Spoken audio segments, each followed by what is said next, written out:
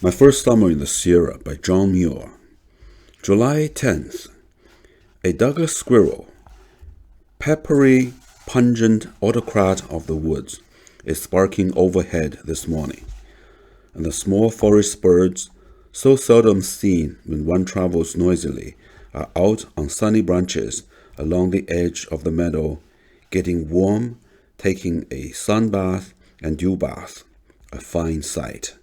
How charming the sprightly, confident looks and ways of these little feathered people of the trees.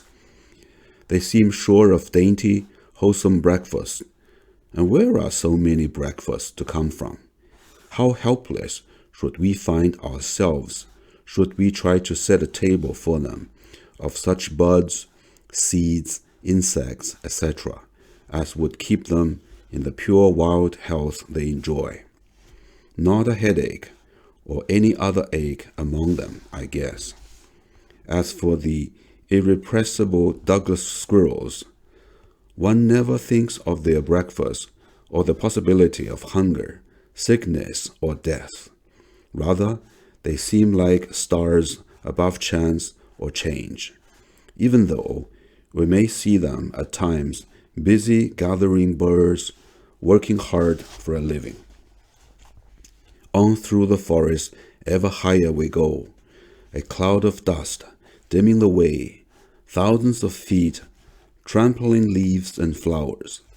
But in this mighty wilderness, they seem but a feeble band, and 1,000 gardens will escape their blighting touch. They cannot hurt the trees, though some of the seedlings suffer.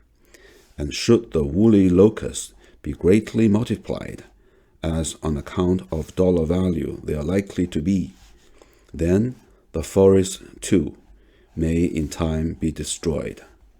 Only the sky will then be safe, though hid from view by dust and smoke, incense of a bad sacrifice.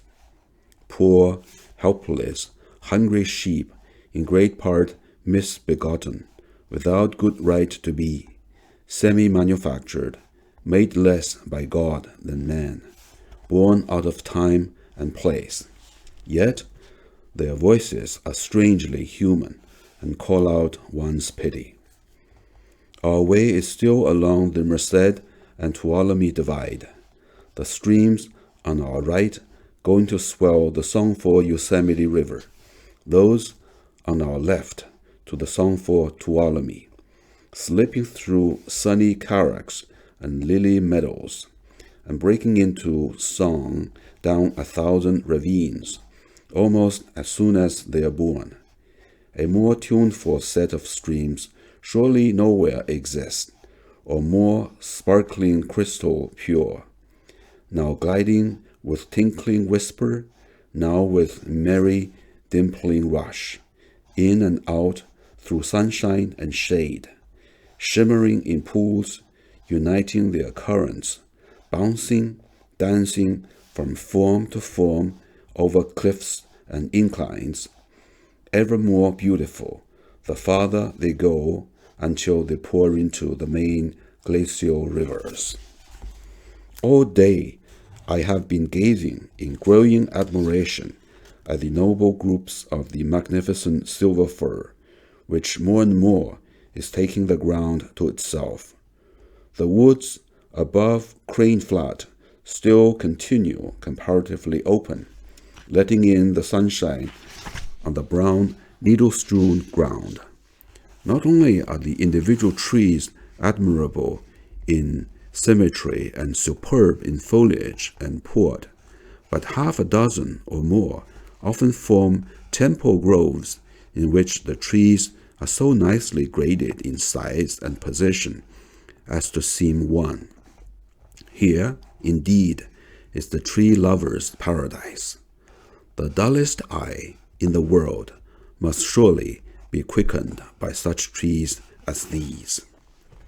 Fortunately, the sheep need little attention, as they are driven slowly and allowed to nip and nibble as they like. Since leaving Hazel Green, we have been following the Yosemite Trail.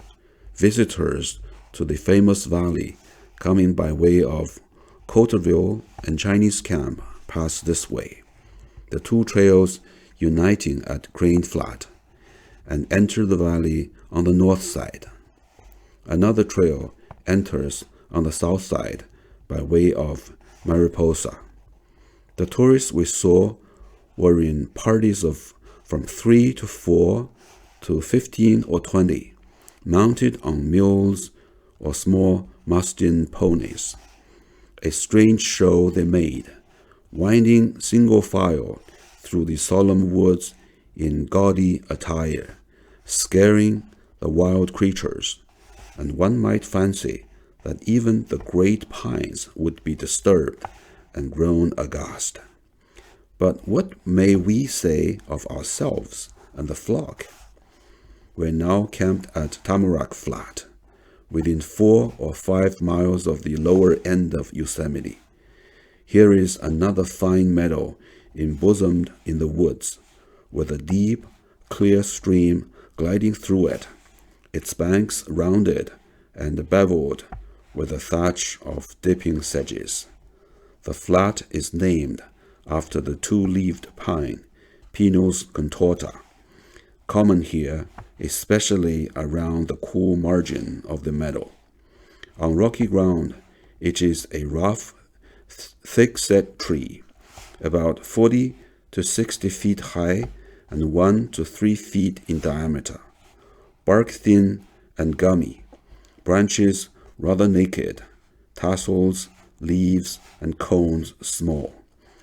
But in damp, rich soil, it grows close and slender, and reaches a height at times of nearly 100 feet. Specimens only 6 inches in diameter at the ground are often 50 or 60 feet in height, as slender and sharp in outline as arrows, like the true tamarack of the eastern states. Hence the name, though it is a pine.